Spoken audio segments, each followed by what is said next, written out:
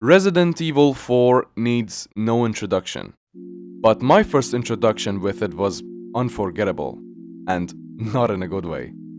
I remember being around 8 years old and horrified by how real and complex the enemy AI was. They could duck and dodge bullets, throw their weapons, climb ladders. You could knock them down, but they just set it right back up. And one of them even had a chainsaw. That sort of AI was not only super impressive for its time, but it kinda still is, to be honest. It was all a bit too real for 8-year-old me. So I quit the game and never played it again. Until a couple years ago when I actually finished it for the first time. And I became obsessed. Mercenaries, unlockables, new game plus. There was so much content packed in this 20-year-old game, it was incredible. By then, everyone was talking about the rumored upcoming remake. But all I could think about was, how does Resident Evil 4 even exist? Okay, I'm gonna start calling it RE4 from now on. RE4 had a lot of variety in its setting and tone. From the rural and creepy village at the beginning, to a giant medieval castle, to Epstein's Island. And they are each filled with so many insane and chaotic set pieces in between. Not to mention all the extra content like the Mercenaries mode, where they went out of their way to make the most fun roster of characters to try out. Alright, okay. Now. Holy shit! All of that and more made exclusively for the GameCube. GameCube. A console that is now 23 years old. The game's director, Shinji Mikami, famously stated that he would cut his own head off if RE4 was ever released to any other platform. Soon after that quote, RE4 was released for the PS2. And ironically enough, it went on to become one of the most ported video games of all time. There are tons of videos out there comparing every port of RE4 in detail, but for the sake of this video, I'll only talk about the PS2 port, since that was when I first got my hands on it.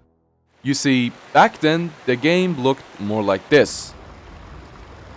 But to 8-year-old me back then, this game was a marvel to look at. It's really interesting hearing the team behind the game describe the process of making things come to life. Up until now, we've made our pre-rendered backgrounds very intricate and detailed, but now we have actual moving backgrounds and we're focusing more on the presence, the realism, and having fun moving around. Nowadays, the visuals might feel outdated to some, but for me, I still love that comforting feeling of those early 2000s PS2 visuals.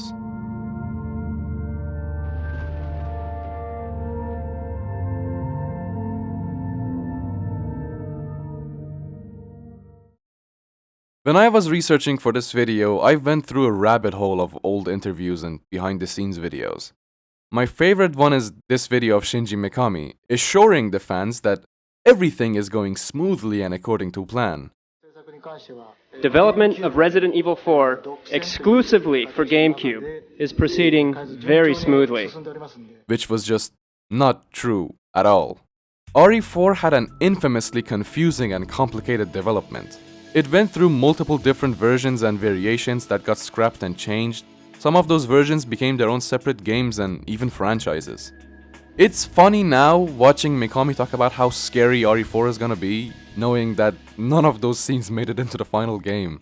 One more thing, Resident Evil 4 will be scary than ever before. Don't pee your pants. RE4 was suffering from a seriously awkward development. Even the people working on it weren't sure how it'll turn out and what they could expect. But they still went out of their way to make the best game they possibly could, even if they didn't have to. It's no wonder how all of these years later, videos like this still pop up to celebrate how much of a miracle this game really was. The entire story was written by Mikami himself in just 3 weeks, and it kinda shows, but this was back when video games were just video games. They weren't trying to be realistic and immersive, just trying to be fun. Right off the bat, Hunnigan shatters the fourth wall to teach the player the controls, and it's kinda sweet how simpler things were back then. Another major thing that RE4 did was changing the entire formula of the franchise to be much more action heavy, which RE5 did not do first, despite what some people might remember. Shinji Mikami and his team felt that the old Resident Evil formula was getting too repetitive, so they invented a whole new one. This was incredibly ballsy and risky, but it somehow managed to work perfectly for them, since they tailored every mechanic to suit the exact style they were going for. Obviously, not everyone preferred this new approach to Resident Evil games, but they had to admit, it turned out pretty fucking good. The only problem was, Capcom could never capture that same lightning ever again. Resident Evil 5 tried the exact same formula, but it couldn't reach the same level of success. And from that day forward, almost every single Resident Evil game tried their hardest to be RE4, but they never could, because they lacked one main component. And that was Shinji Mikami. Too bad he had to cut his own head off after that promise. 6 years have passed since that horrendous incident.